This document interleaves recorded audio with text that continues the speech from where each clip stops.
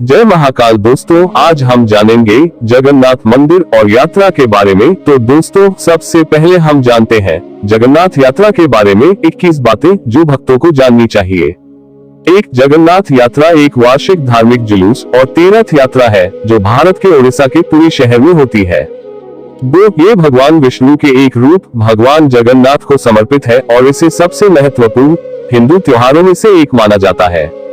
3, यात्रा आमतौर पर आषाढ़ के हिंदू महीने के दौरान जून या जुलाई के महीने में होती है। 4, यात्रा का मुख्य आकर्षण रथ जुलूस है, जहां 3 विशाल रथों को पुरी की सड़कों से खींचा जाता है। 5, 3 रथ भगवान जगन्नाथ, उनके भाई भगवान बलभद्र और उनकी बहन सुभद्रा के देवताओं का प्रतिनिधित्व करते हैं। 6, रथ हर साल नए सिरे से बनाए जाते हैं और चमकीले रंगों और धार्मिक रूपांकनों के साथ विस्तृत रूप से सजाए जाते हैं। 7, भगवान जगन्नाथ के रथ को नंदीघोष कहा जाता है और तीनों रथों में सबसे बड़ा है। 8, भगवान बलभद्र के रथ को तलध्वज कहा जाता है और सुभद्रा के रथ को दर्पदलन के नाम से जाना जाता है।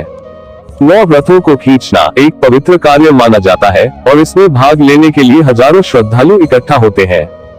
10, ये यात्रा पूरे भारत और यहाँ तक कि विदेशों से भी लाखों भक्तों को आकर्षित करती है। 11, जुलूस जगन्नाथ मंदिर से शुरू होता है और मंदिर में लौटने से पहले लगभग 3 किलोमीटर की दूरी तय करता है। 12, रथ खींचने के साथ भक्ति गीत, नृत्य और भगवान जगन्नाथ के नाम का उत्साहपूर्ण मंत्रोच्चारण होता है। 13, ऐसा माना जाता है कि यात्रा में भाग लेने और रथों को खींचने से पाप धुल जाते हैं और आध्यात्मिक आशीर्वाद मिलता है। 14, त्योहार में गुंडीचा मंदिरों के रूप में जाने जाने वाले अस्थायी मंदिरों का निर्माण और पूजा भी शामिल है, जहां देवताओं को कुछ दिनों के लिए रखा जाता है। 15, गुंडीचा मंदिर भगवान जगन्नाथ की मौसी के घर का प्रतिनिधित्व करता है, जहां यात्रा के दौरान देवता रहते हैं। 16, यात्रा लगभग 9 दिनों तक चलती है, जिसमें विभिन्न अनुष्ठान और समारोह होते हैं।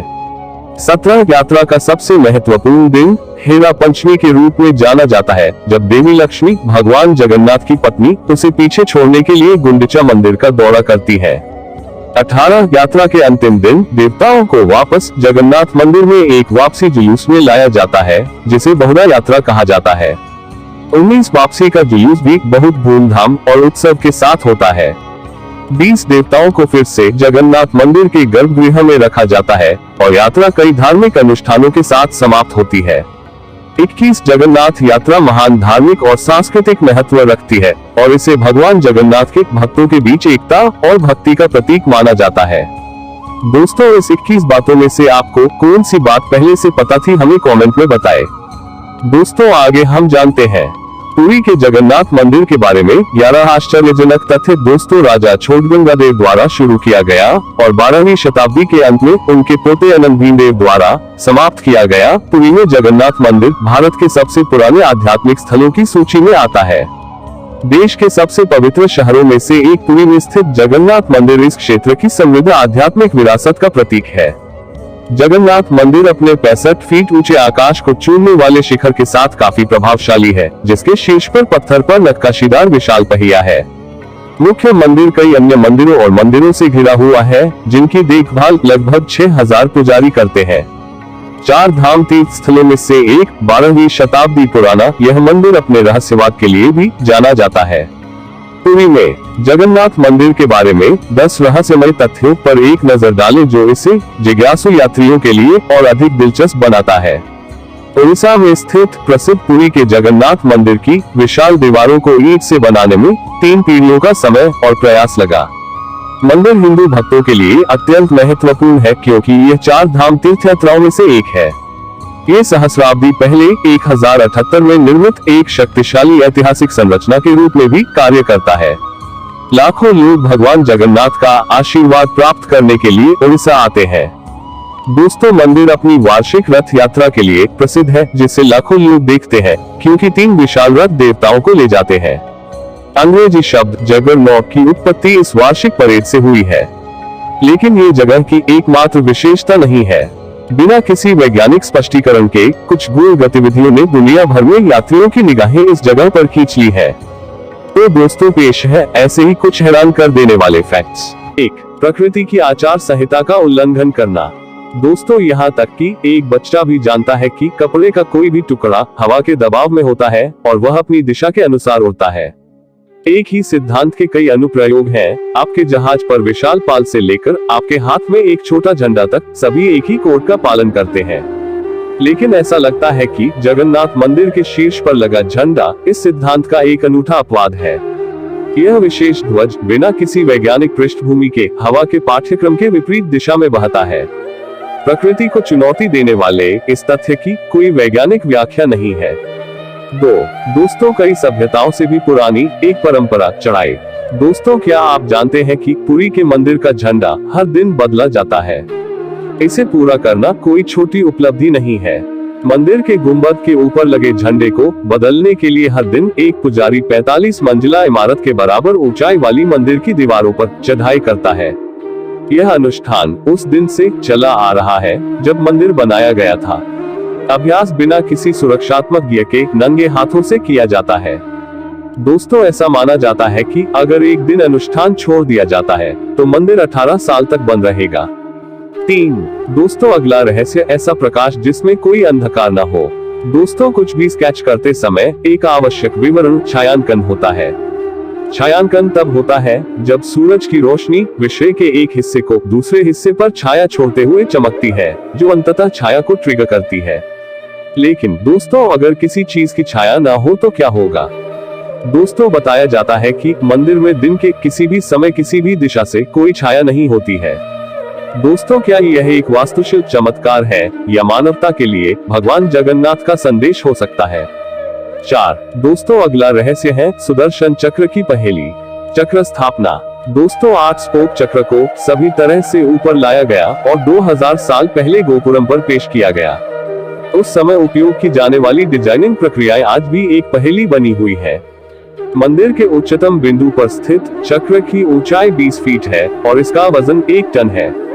ये चक्र शिखर पर कैसे ले जाया गया और स्थापित किया गया, यह एक और रहस्य है जो अभी भी अनसुलझा है। मंदिर के शिखर पर सुदर्शन चक्र के रूप में 2 रहस्य मौजूद हैं।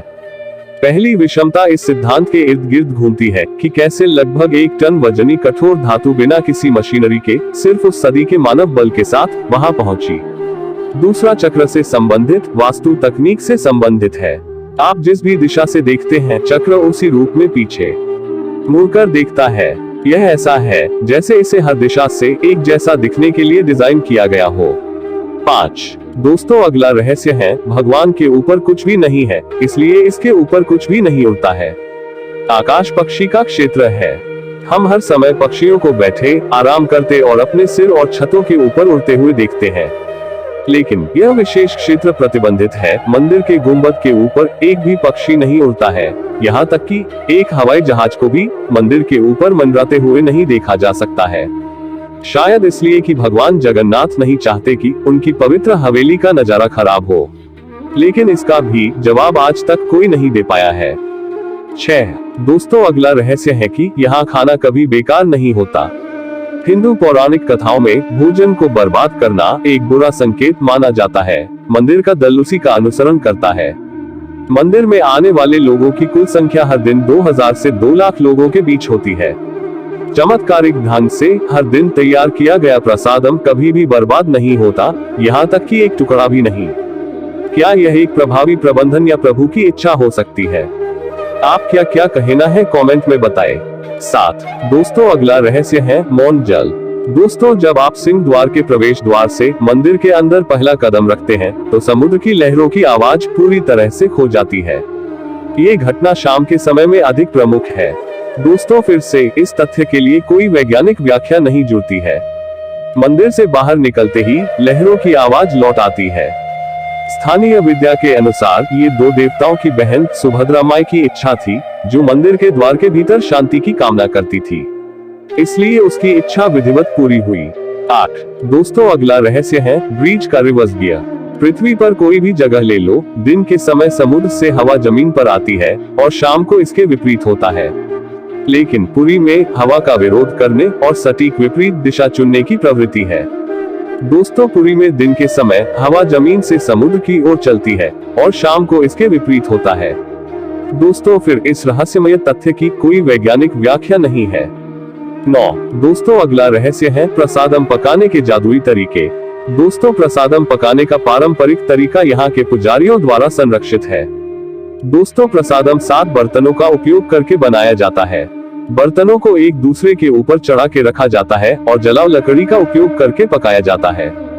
दोस्तों आश्चर्यजनक रूप से सबसे ऊपर वाले बर्तन का खाना पहले पकता है और बाकी उसी क्रम में ऊपर से नीचे की तरफ पकते जाते हैं। दोस्तों है न चमत्कार। 10 दोस्तों अगला रहस्य है देवताओं का विघटन। देवताओं को हर 14 से 18 साल में दफनाया जाता है। देवताओं की पुरानी मूर्तियों को एक दूसरे पर दफन कर दिया जाता है जब उन्हें नए से बदल दिया जाता है और कहा जाता है कि वे अपने आप बिखर जाते हैं। 11 दोस्तों अगला रहस्य है रथ यात्रा। दोस्तों रथ यात्रा एक वार्षिक परेड है जिसमें देवताओं को रथों के 2 से 3 प्रत्येक पर मंदिर के बाहर ले जाया जाता है। पहला रथ देवताओं को नदी तक ले जाता है जो जगन्नाथ मंदिर और मौसी मां मंदिर को अलग करती है। उसके बाद मूर्तियों को नदी पार कराने के लिए 3 नावों में बिठाया जाता है। अब दूसरा रथ चलन में आता है। ये देवताओं को नदी से मौसी मां मंदिर तक ले जाती है जहां अनुष्ठान होता है। दोस्तों हमारा इतिहास और संस्कृति हिंदू भावना के लिए ईंधन है। यही हमारी संस्कृति को इतना असाधारण बनाता है। और ऐसे खगोलीय तथ्यों को देखने के बाद दोस्तों आप अपनी राय कमेंट में साझा कर सकते हैं। वीडियो में बताई जानकारी आपको पसंद आई हो तो वीडियो को लाइक करें, शेयर करें और ऐसी बहुत सी जानकारियां जानने के लिए हमारे चैनल को सब्सक्राइब करें और बेल आइकॉन प्रेस करें जिससे आपको नोटिफिकेशन मिल सके और आपकी कोई वीडियो मिस ना हो। धन्यवाद। आपका महाकाल भक्त।